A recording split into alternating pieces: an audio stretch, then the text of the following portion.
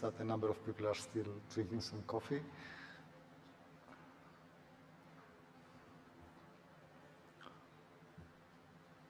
So let's wait one more minute and then we can start.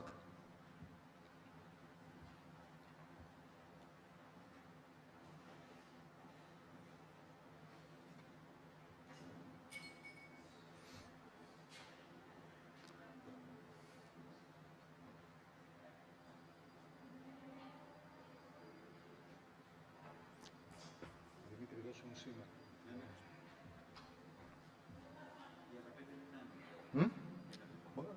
Και για τα 5, αλλά και για να ξεκινήσουμε τώρα. Δώσε μου ένα λεπτό.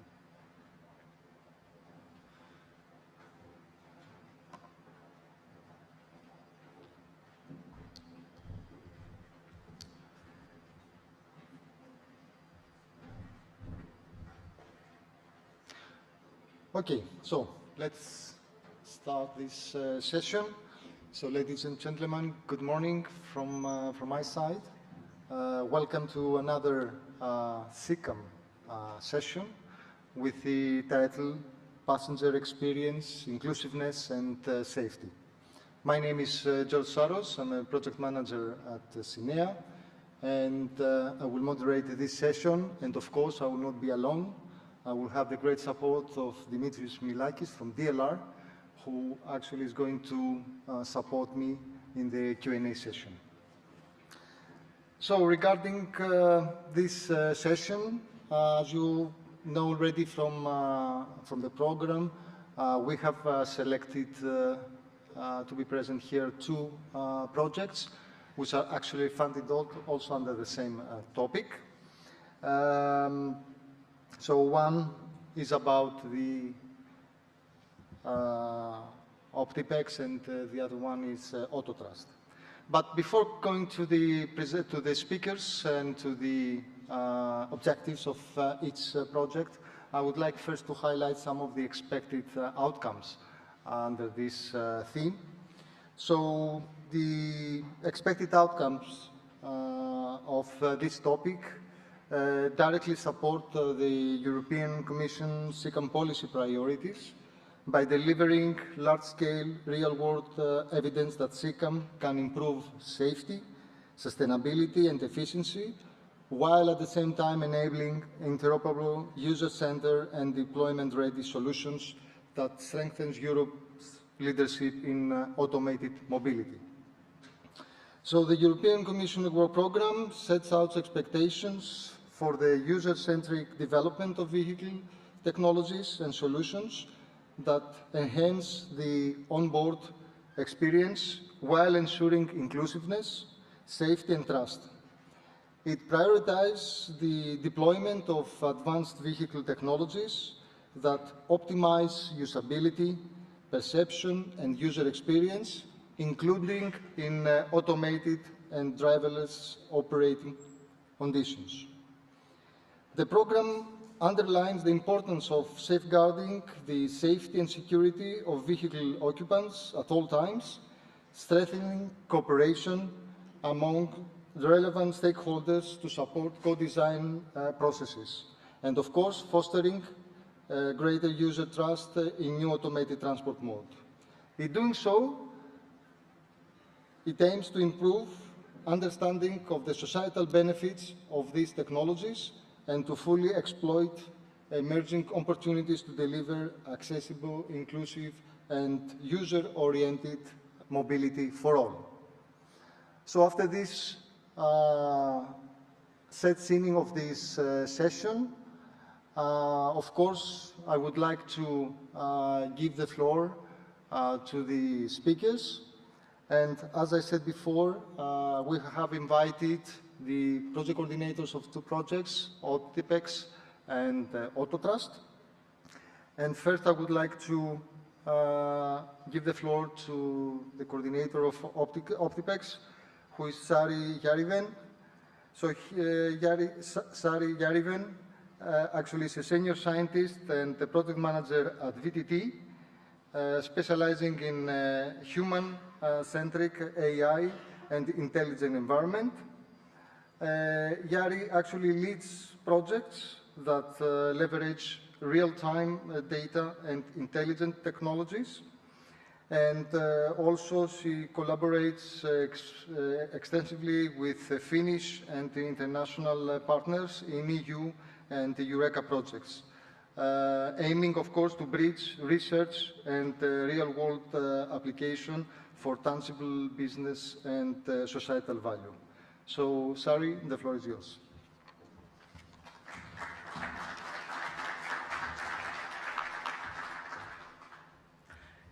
Thank you and good morning to all. Let's see, okay.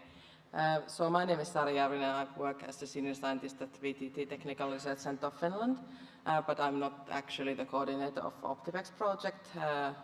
The project is coordinated by my colleague Johanna Kallio. OptiPEx is about optimizing passenger experience in public transport. And here in a nutshell what the project is about in data-wise. So it's a research and innovation action which started in May 24. So we are in halfway of the project implementation. The total budget is around 4 million euros, and we have 11 partners from 7 countries involved. We have 3 research organizations, 6 large companies and 2 SME companies involved. And there's a nice geographical coverage as well, so we have partners from different sides of Europe.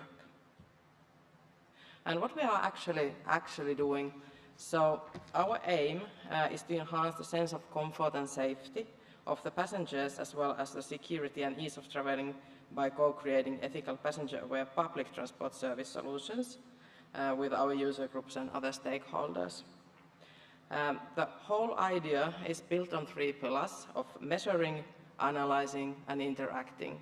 And this is something that is happening boarding the public transport vehicles, while you are traveling on board the vehicles, or while you are off-boarding. So we are really focusing on what's happening around the vehicle or inside the vehicle. We are developing technologies for measuring continuously what's happening on board, combining different kinds of data sources for the analysis algorithms. And then we want to use in real time this information to adapt the services on board. We have a number of objectives with even more quantified targets, as you can see. I'm not going through all the targets. I want to introduce the objectives on high level. So the first objective is related to the co-creation of vehicle technologies and our solutions. Then the second one is on continuous measurement of onboard passenger behavior, developing the experience analytics and situational awareness solutions. Third one is related to development of advanced vehicle technologies which are needed for enabling both analytics and adaptation on board. And then the fourth one is on the development of these adaptive and interactive services, either on board or using some kind of mobile solutions. The fifth objective is on validation of the OptiPEx onboard experience optimization solutions. And the last one is on impact generation, including our dissemination and communication activities. Next, I will go to the OptiPEx results. And as I told you, we are in halfway of implementation of our project, so these are initial first ones that we are sharing. So the first objective of the project was related to the co-creation of societal involvement. We engage diverse target passenger groups and other stakeholders to ensure that the developed solutions are grounded in real-world needs. Our target groups are visualized in these pictures. So we are talking with wheelchair users, co-creating with passengers with large objects like baby prams. We are working with passengers with limited mobility and the visually impaired. Then we have tourists as one target group, and then also passengers without any special needs. We want to collect insights into passenger requirements and to explore also policy implications, trade-offs and technical limitations associated with different technologies and service solutions. The co-creation activities have been one of our main topics for the first part of the project. We started in the first phase with a survey, which was implemented online. We got more than 2,000 responses from Austria, Germany, Spain, and Finland. And we organized also 15 focus group sessions with our target group representatives and stakeholders. The aim was to identify the needs, problems, and insights from the target groups and stakeholders. Based on those results, we have been building our mock-ups of our service ideas, service concepts. We have developed 22 service concepts, and then we have prioritized these with the advisory board that we have in OptiPEx. We have been considering the feasibility of the ideas, viability, usefulness, and also novelty, as there has been many kinds of projects already in this area.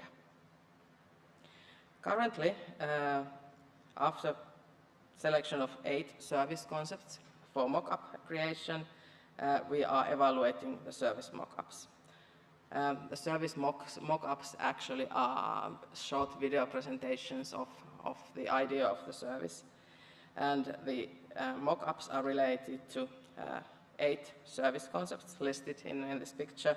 So the first one is related to the notification to a driver about specific passenger types boarding. Then there is a second one on audio information channel for tourists. Third one is called Save the Seat, which is for special passenger groups, and they need to have their priority seat available. Fourth one is communication system with central control. Fifth one is optimized environmental conditions to avoid travel discomfort. 6, passenger in-vehicle safety and security system. 7 is actually outside the vehicle. It's related to tram collision warning system. And 8 is know before you go. It's about passenger distribution on board. So currently we are in this third phase of our co-creation activities. The fourth one will be in developing use cases and demonstrations based on the feedback that we get from the mock-ups. And in the final phase, we will be demonstrating our use cases and evaluating with the stakeholders and passengers. This is an example of the mock-up content that we have in our service concept evaluation. So there are illustrations of what's happening on board when different types of passengers are boarding. On the next slide, there is a video presentation. Let's see how this will work.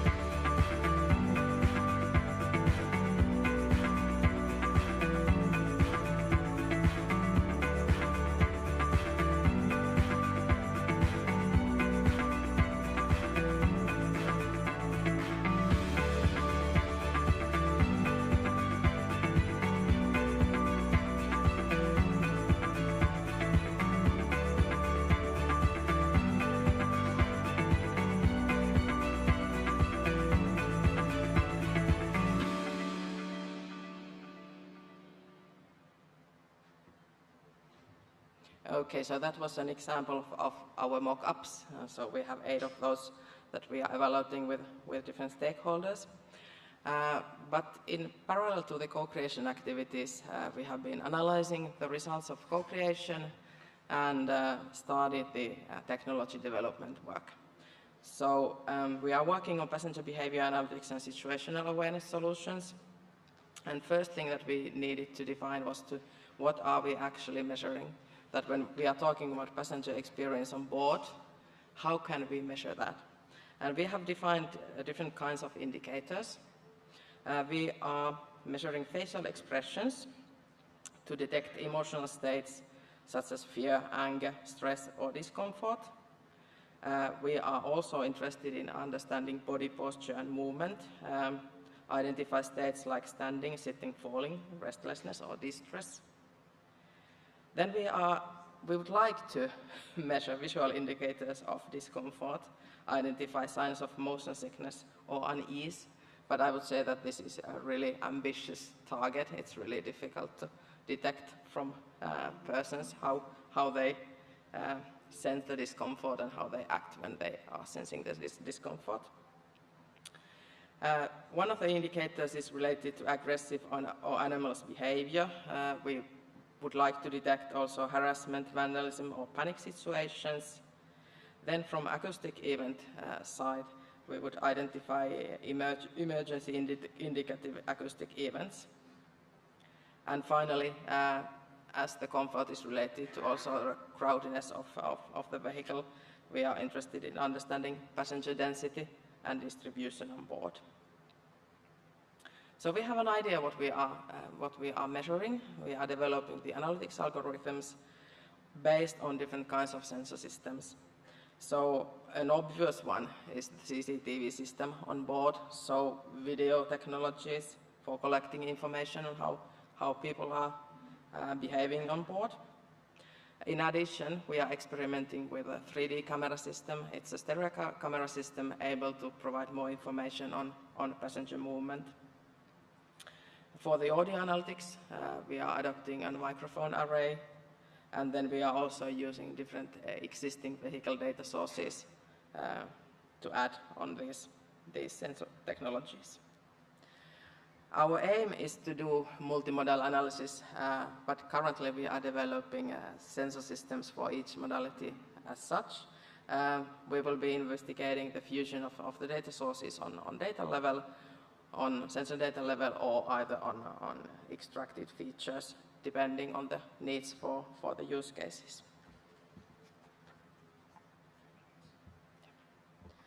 Data for developing the AI algorithms is always an issue.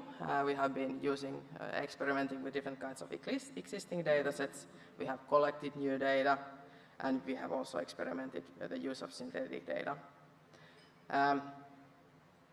We are also collecting data in real-world environments, which causes some challenges and requires additional efforts on data privacy and NDA challenges.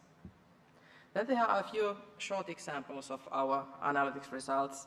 So we have been doing the audio analysis with relatively high accuracy. This model is providing the AUC of 96.8% with F1 score on 81.71, so it looks really promising. Ability to detect different kinds of audio events on board. Then there are the examples of activity recognition and object detection. So the skeleton tracking of movement, standing, sitting and walking has the accuracy over 80%. And then object detection on board is reaching accuracy of 91 or 92%. On digital vehicle technologies, we have been working as well. So these are the enabling solutions that are required for implementing our services. We are developing computing clusters, perception solutions, distributed processing unit architectures and vehicle adaptations. One example is this digital rear view mirror implemented by Skoda Digital, which is one of the first examples worldwide for the rail industry. And the impact that we are aiming for in OptiPEx. So we have the target groups that I already mentioned with a large population. So our solutions might have an impact on large group of people in Europe and also worldwide. And we also think that if we are able to answer to the needs of our target groups, we will also improve the passenger experience overall in public transport. And from our proposal, we were calculating some numbers that if we are able to reach the target of easing the use of public transport and lowering the threshold of using public transport, there could be a huge effect on the number of trips shifted from private cars to public transport. And then this would also clearly increase the public transport ticket sales, as well as reduce the CO2 emissions. And also, when people are not using private cars anymore, the traffic congestion will be easier. But let's see, as I told you, we are in halfway of the OptiPEx project. The demonstrations are still under development, and the evaluation results are to be seen. So in a few years, I hope that we will be able to tell you more about the concrete results of the project. Thank you.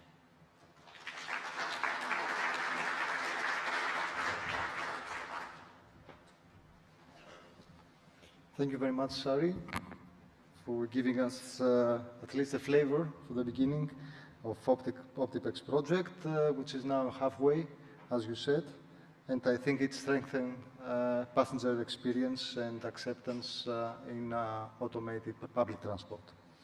So now we go to the next one. So I would like to invite the next speaker, who is Adonios Lalas. Adonios Lalas is a postdoctoral researcher at CERT-ET. He received his diploma and PhD in electronic and computer engineering from Aristotelou University of Thessaloniki. And his research focuses on 5G, 6G networks, V2X, AI and deep learning, reconfigurable intelligent surface, and wireless technologies, security, and Internet of Things for autonomous systems. And he has authored 40 journal papers and over 70 conference papers, and has participated in numerous projects so far. So, on behalf of AutoTRUST, Project Coordinator Antonis Lalas.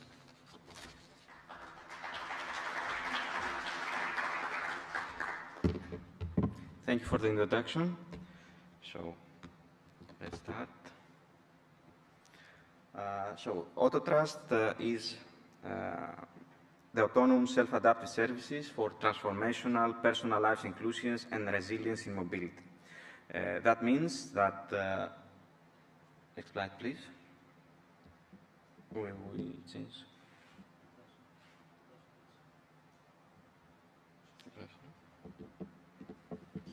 Which? This one? Okay. Thank you. Overall project presentation. This is the AutoTRUST consortium. It's a 3-year project. It's about 6.5 million budget. We have 15 participants from 11 EU countries and associated countries. Actually, it is an international project. We have partners from US, Japan, and Korea as well. The main objectives of the project, actually AutoTRUST aims to develop, demonstrate a novel AI-leveraged self-adaptive framework for automated and connected vehicles that enhances trust, inclusiveness, safety, and user experience. So the main objectives are summarized on an advanced monitoring system, the AMS as we call it, multimodal in-cabin and out-cabin sensing with AI-based fusion for safety, comfort, and situational awareness.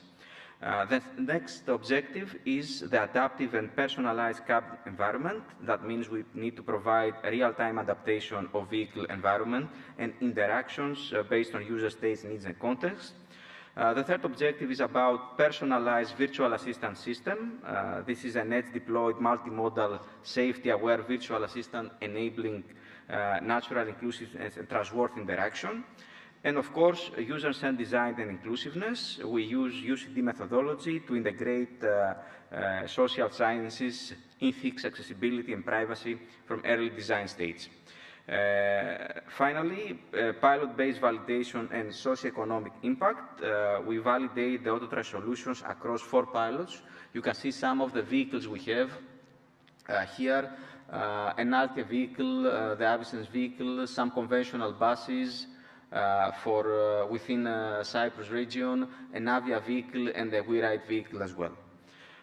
And of course, exploitation and standardization, we continue collaboration in various ways. Regarding the results of our project, the core activities include user-centered design and requirements definition. That means we have used the co-creation approach, using some focus groups and workshops with diverse user groups, for example, elderly, persons with disabilities, and other categories. We translate the user needs to ethical and accessibility requirements and system-level specification and KPIs. We continue with AI-based multimodal sensing and situational awareness. You can see some of the initial results there. In-cabin monitor with a driver, but also in-cabin monitor without a driver as well. You can see also some of the initial results regarding the situational awareness out of the vehicle, how we scan the surrounding area with lidars, creating the maps that are necessary for navigation, but also for detecting any situation. So we built in-cabin and out-cabin sensing pipelines. We have an AI-based perception, fusion, and cooperative awareness mechanisms. And one of our core activities is also personalization and virtual assistant foundations. That means we define machine-readable human factor representations and also deploy the multimodal virtual assistant framework as well. One of our core activities is also simulation, driven validation and evaluation preparation. We establish the simulation and evaluation framework for all these scenarios mentioned. We define pilot architectures and validation scenarios and KPIs assessment. And of course, exploitation standardization and ecosystem engagement is one of our core activities, elaborating on the major exploitable results and also conducted standardization bodies and CCAM ecosystem. We continue with some of our achievements regarding the user-centered design and inclusiveness. We introduced the UCD framework combined with multimodal human factors and SSH analysis. We validated new trust-related constructs and standardized pilots evaluation checklist, and we use this information for the development purposes later on. For example, for the situational awareness and in-cabin monitoring, we achieved high-precision cooperative perception and localization using radar-based odometry, SLAM, and multi-agent fusion. We delivered non-invasive real-time in-cabin monitoring for drowsiness, emotion, behavior analysis, motion sickness, and safety events as well. We continue with developing a multimodal safety-aware virtual assistant and also enable low-latency, privacy-preserving interaction through edge deployment. You can see some of the results as well here, how we can detect drowsiness using the camera, how we can identify whether we have a child or an elder person within the vehicle, but also out of the vehicle, how we can monitor the surroundings, how we can detect the pothole, and also how we can have an interaction using the virtual assistant. We can see later on in the video how this is done. Finally, simulation and evaluation frameworks. We have an end-to-end co-simulation stack for traffic, vehicle, V2X, and virtual human models, and also a human-centric and cooperative mobility scenarios. So, some key measurable results regarding the situational awareness and cooperative perception. We use radar-based odometry and SLAM trajectory error with significantly outperforming the LIDAR benchmarks. Regarding cooperative multi-agent fusion, we increased accuracy by about 20%. It was an improvement based on the baselines. Regarding super-resolution perception models, we increased accuracy almost 50% and decrease the parameters needed. Regarding the in-cabin monitoring and safety, we worked on behavior and values detection on edge devices with a 94% accuracy. Regarding non-invasive motion sickness estimations, we increased the FPS without skin contact sensors. And for air quality and pollution forecasting, also we achieved a high accuracy, enabling proactive cabin responses. Finally, for virtual assistant and interaction, we have low latency multimodal interaction, no cloud dependency, and context-aware safety interventions based on the perception-driven inputs, for example, emotion, drowsiness, and distraction. And of course, we disseminated our results and submitted 5 project innovations as well. Regarding the simulation drive and validation, we can see some of the initial results about the virtual in-cabin testing, about privacy preserving digital passenger models, repeatable reenactment of diverse behaviors, emotion, stress, etc. And also we can see vehicle and V2X in the loop simulation, mixed real virtual testing, enabled control validation of cooperative perception, and also stress testing of safety critical scenarios as well. Finally, about end-to-end co-simulation stack, we integrate orchestration of different solutions, Carla, Sumo, etc., and also standardized ROS2 modules. Regarding standardization, we had an active alignment strategy with relevant bodies, ISO, ETSI, for example, mapping AutoTRUST results to standards related to CCAM safety, privacy, interoperability, and HMI. We had the preparation of evidence to support future standardization and policy discussions. We elaborated on the key exploitable results and defined a multi-stage exploitation strategy from partner level to joint opportunities and business models. We submitted 5 innovations to the Innovation Radar, and also we elaborated on active engagement within the CCAM ecosystem, different events, but also clustering activities with other projects, for example, Ultimo, and also other projects such as OptiPEx as well. So we created initial synergies that are going to work further and knowledge exchange as well.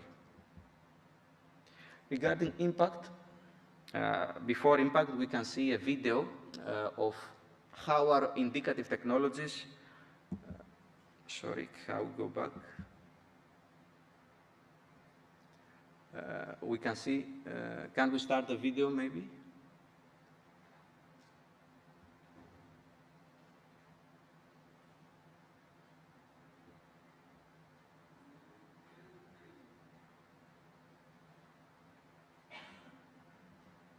Could you please start the video?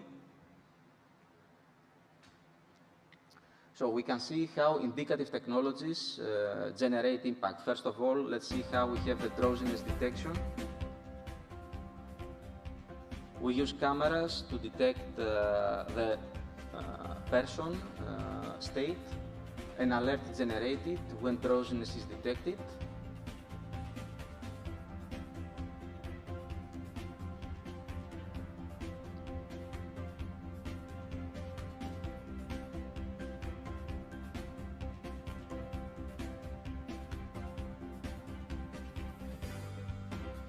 So we can detect the number of passengers, but also we can detect the hand gestures within the vehicle, so we can have a human-machine interaction initially based on hand gestures, but also on other parameters, let's say, such as emotion, that we will see in a while. So this is the facial emotion analysis. We can detect whether someone is happy.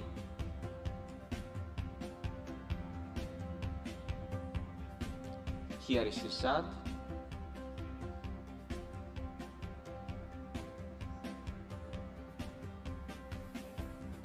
Here we can detect fear.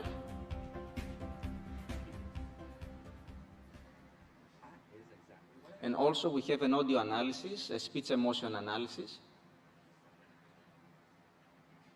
Can we increase the sound? Stop in a couple of minutes. I think I've seen this before. So regarding each case, we can detect a specific emotion from the sound. Hello. We can see here the virtual Hello assistant. there. It's great to chat with you. How are you today? What are you?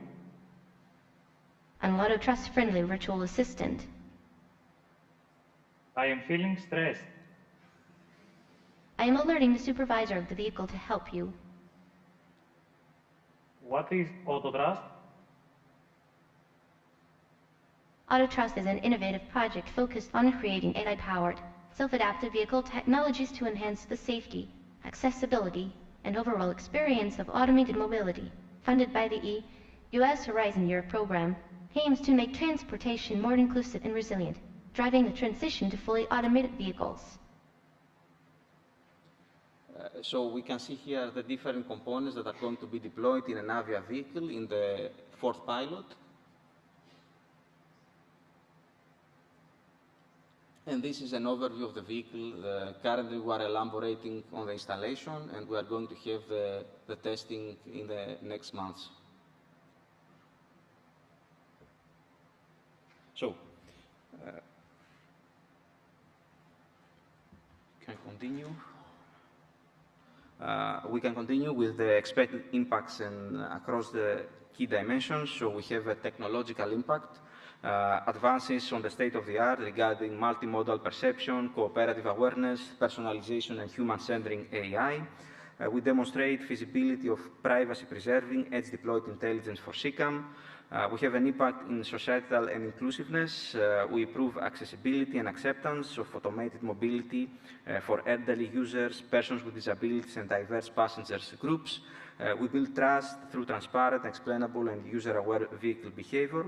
We have an impact on safety and trust. We enhance occupant safety in driver and driverless also situations. We reduce risk perception through proactive monitoring, adaptive HMI, and contextual assistance. And of course, we elaborate on skills and innovation capacity, strengthening European expertise in human-centered CCAM, AI and evaluation methodologies, and also on skill developments across research, industry, and transport authorities. Regarding policies, we engage with EU policies for HMI and remote operation. There is the GEAR 2030 framework and the Euro NCAM Vision 2030 as well. AutoTRUST contributes directly to driver monitoring systems, safety and ergonomics, to mandatory driver drowsiness distraction monitoring technologies, clear handover procedures between automation and human, and standardized V2X information display. So we envision that the technologies we build will be a core component on the remote operations of the future. Thank you very much for your attention, and we'll be happy to answer any questions.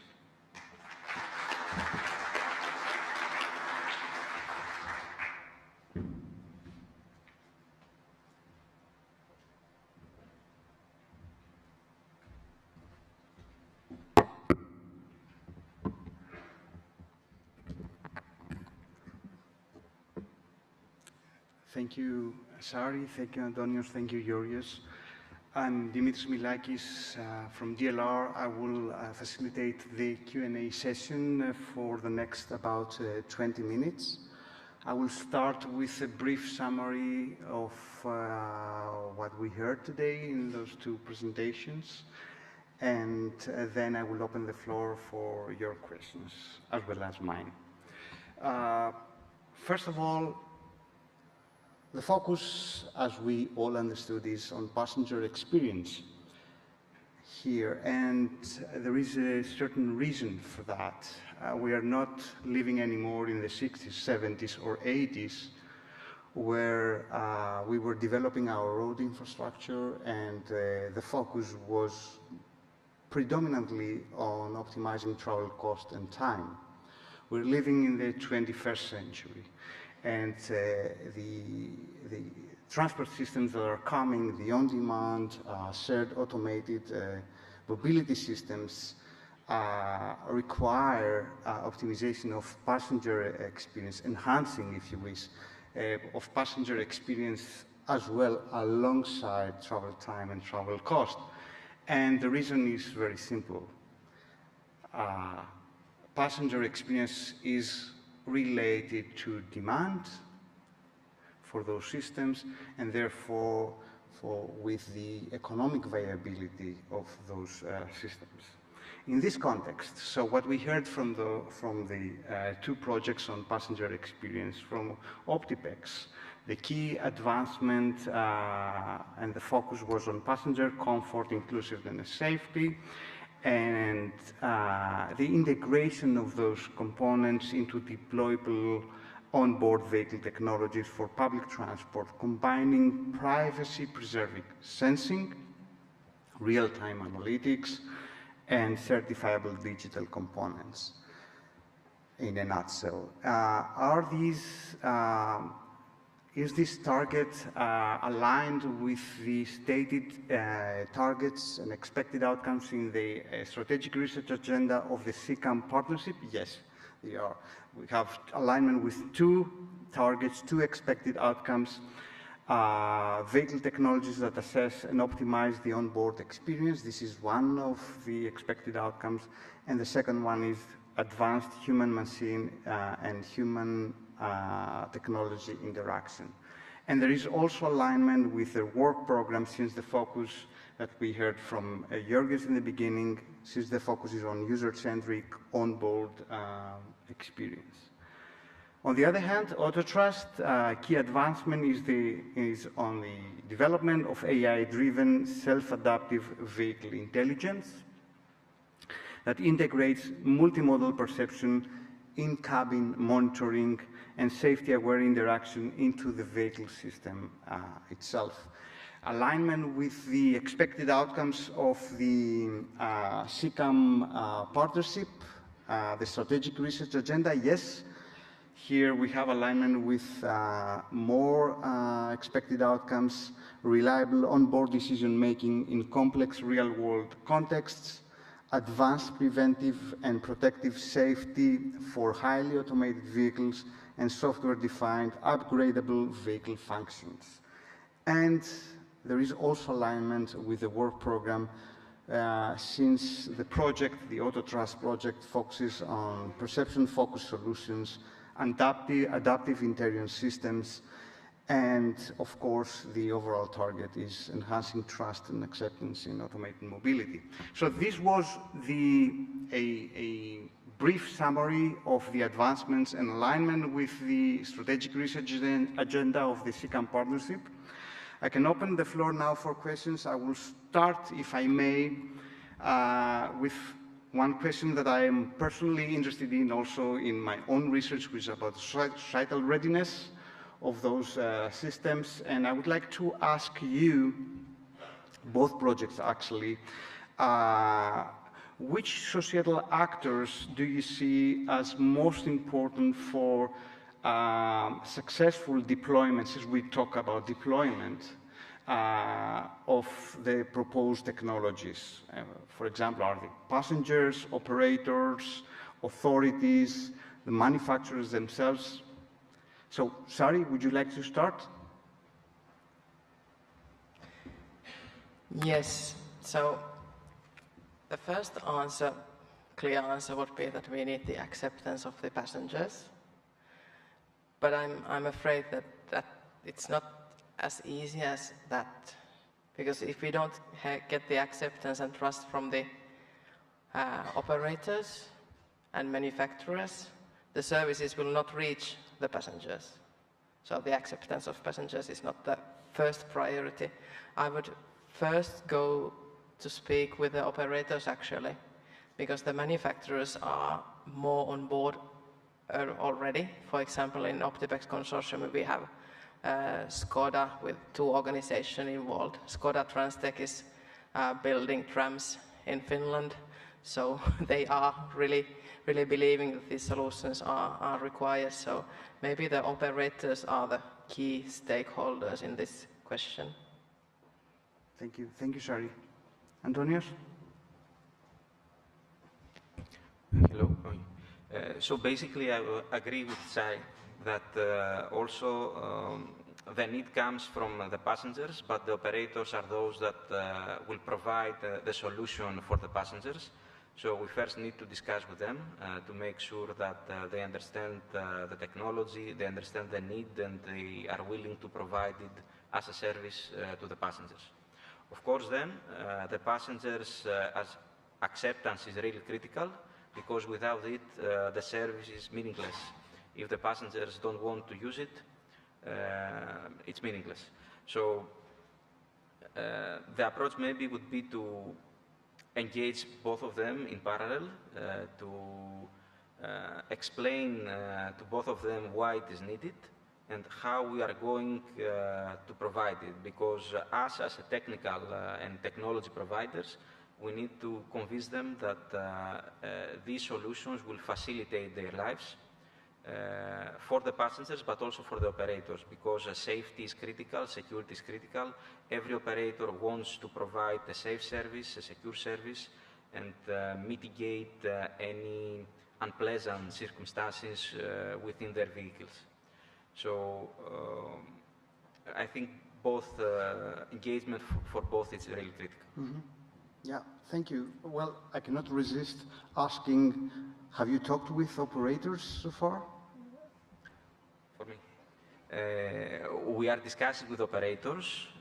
We are discussing also in collaboration with other projects that have large-scale pilots, how we can provide our technologies to be evaluated in other projects as well. Regarding the discussion, of course, this progresses in a slow way, but there are some barriers that we need to cross. There are barriers maybe related to regulations, related to how the data that are generated are going to be used, for example, how they are going to be handled. Of course, there are regulations like GDPR, but still the operators, in cooperation with us, are trying to find a formula to make these services easier to meet these barriers, to meet these regulations. I think this is also critical. If we can find a way to facilitate them on addressing these issues, I believe that all these technologies can be really easily adopted by the main stakeholders. Clear. Sorry, would you like to comment on that? Yes, so maybe I can add that in OptiPEx we are involving 4 living labs to our project activities, and 3 of those are tram operators in Zaragoza, Linz and Tampere. So at least they are interested in understanding what we can do and provide their feedback as well. Thank you, thank you. So, any questions? Please state your name and affiliation first, and I would like to... Do we have a microphone? Yeah, thank you.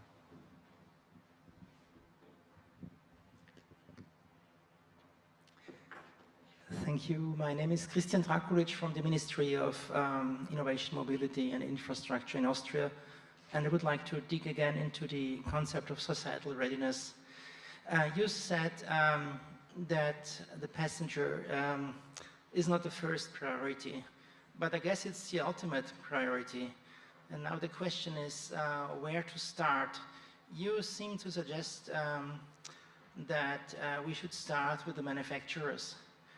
But wouldn't it be a good idea that the manufacturers start with the passengers, asking about their needs, concerns, expectations, and then turn to the operators and ask them what they would need as tools, accompanying environment, to satisfy the needs and expectations of the passengers.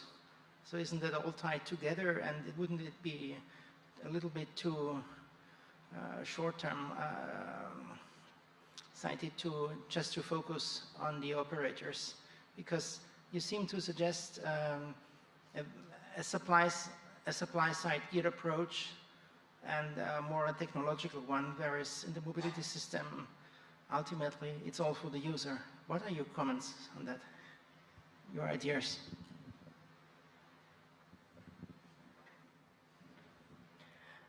Maybe my comment was a bit misunderstood. I didn't maybe succeed in delivering my message. So the passengers are the first priority when we are defining the needs for the new solutions, new technologies, and also for the acceptance. They are a key focus point, but it's not the only one. So in OptiPEx we have organized 15 focus groups, and I guess we had 2 with stakeholders and 13 with passenger representatives from different our target groups. So it's not that we are focusing only on operator ideas or manufacturer needs, but we are building on the passenger needs. But it's as I tried to say earlier, that if we are not able to convince the operators that these services are really needed, then it might not end up in the vehicles so that the passengers will really benefit of those. I hope I answered your question. comment also. Hello. So basically, we start from the passengers. We have the co-creation procedures that already described different workshops, engagements with different groups of passengers, elderly people with disabilities, blind people, to not only build the service, to build a service for everyone, let's say. But actually the passenger needs creates the motive for the operators, and then the technology that is needed to address these needs creates the need that the operators will ask from the manufacturers. So it's a chain that we need to follow, but also we need to act in parallel. We cannot wait that this chain goes from one way to the other. We engage all stakeholders at the same time and create the necessary, let's say, motives for each group for the adoption of these technologies. Thank you. Yes, please, Natasha. Thank you. Good morning. I'm Natasha Marrett from University of Leeds. So really nice presentations. Thank you. I've got two questions while I've got the microphone.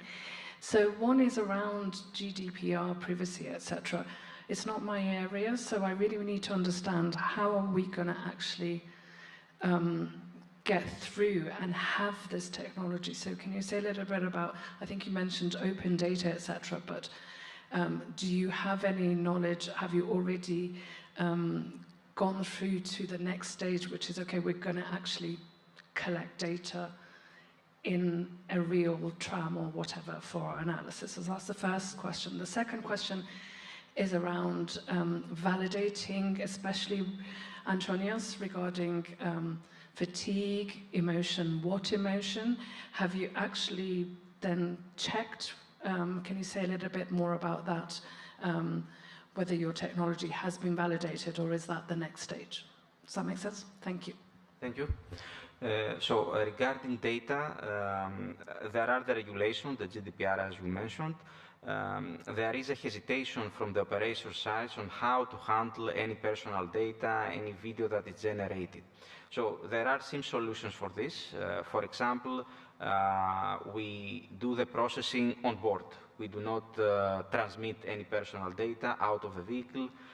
We transmit only the result. The result is that there are two people that are fighting, so we provide an alert to the operator or maybe to the police if the operator wants to inform the police. This depends on the operator's policy and protocol of these situations.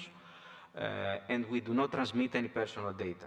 Of course, there is a storage system on board that the main situations, the main events can be stored if the operator would like to share with some authorities, for example, with the police. But by doing this simple onboard processing, we can solve this problem of sharing any personal data and storing, etc. So this is also, let's say, an ongoing activity on our side to convince the operators to follow this simple approach in order to increase the adoption of the technology. Regarding the evaluation, we are still building the technologies. We are in the first half of the project, so we have built most of our technologies. We have some initial evaluation in a lab environment and in testing environment, like our own vehicles, for example, or some stationary vehicles. And the next step, now we are initiating the evaluation period. The next step is the installation of these technologies within the pilot size, within real vehicles. Some of them will be with real passengers in operating lines. So we are going to evaluate these technologies in real life in the next period.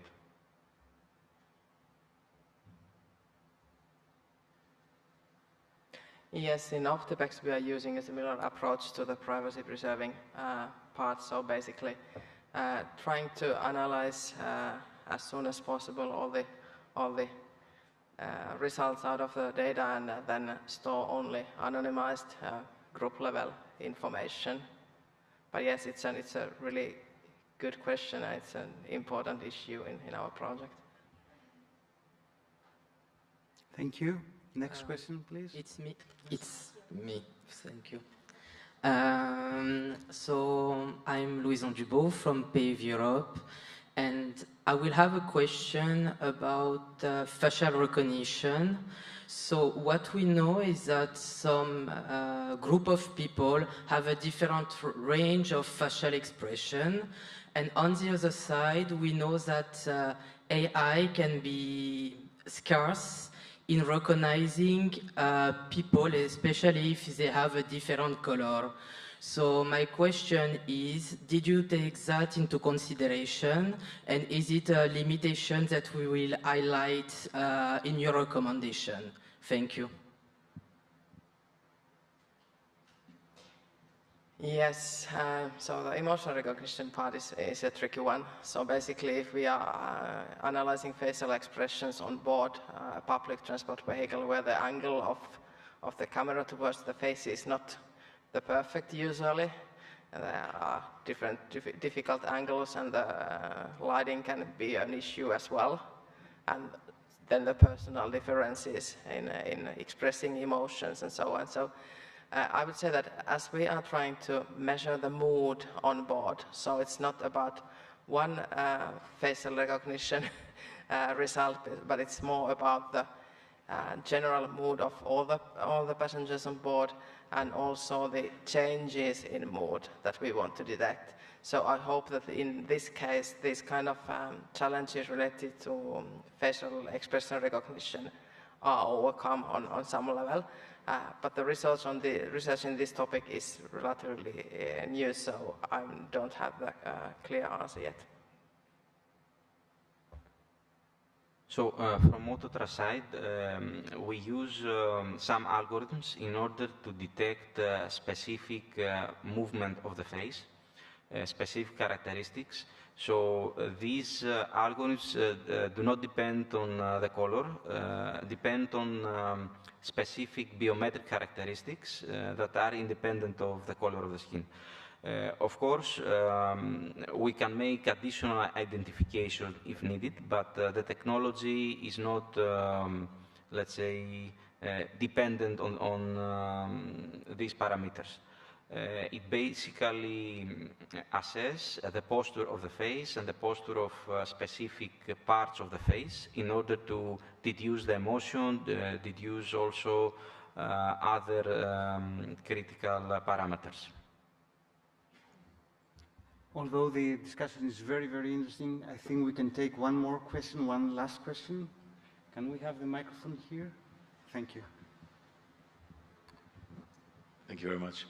Jack Hotzinger, Toyota Motor Europe. I'm coming back a little bit to the what you covered with GDPR, but maybe there is a dimension behind that which is more important, and that's the user itself. I think you gave all the answers related to regulation. The experience that we're having the last years with private cars, customers, they are very negative towards any observation. You can tell them it's private, it's anonymized, whatever, it will not leave the car, they still don't like it. They always have that image of Big Brother. Did you ask consumers how they feel about all these cameras, all the observation? Yes, the cameras are already on board. So they are CCTV systems. It's now basically a thing that how we use the video which is already collected. And yes, we have had discussions, and there are, well, all kinds of personal opinions, clearly. There are the ones that object usage of that kind of systems, but then there are also the persons who feel them really unsafe on board public transport and would like to have some new solutions. So, well, there are personal opinions how these are really considered. But I understand it's also, there are some cultural differences, I would say, that in some countries, those technologies are more easily accepted than in others. Regarding, apart from GDPR, there are also other regulations that we need to take into account. There is, for example, the AI Act. That's quite recent. The AI Act forbids to, let's say, use AI for face recognition activity. That means, for specific conditions, of course. That means we need to align with all these regulations to build the technology, but also we need to discuss with the end users whether we have their consent or not to use this technology. So in this context, within our workshops, the co-creation workshops, also we have discussed the need of a camera, the need of an audio analysis system, and got the feedback from these end users.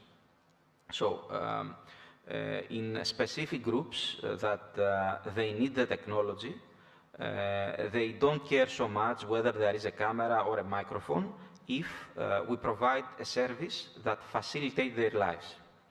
So this is, let's say, the main conclusion. However, apart from this, we take into account the AI I mentioned, so we do not use the technology for any of the purposes described there.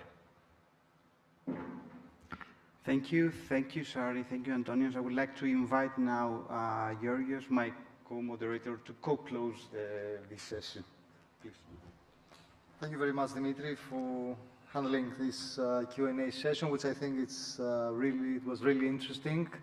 I think fear that if we stay one more hour, I think we'll spend all the time again. So I would like to have big thanks to our two speakers, a big applause to our speakers, Antonios and Sari.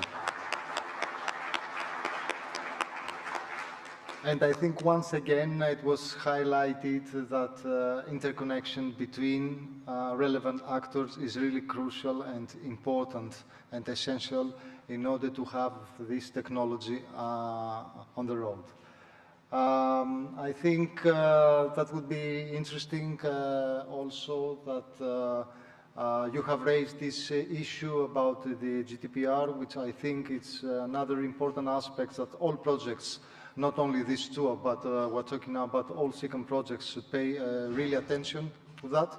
And also at the end of the day, about the validation and the assessment of the different technologies that are developed in the projects.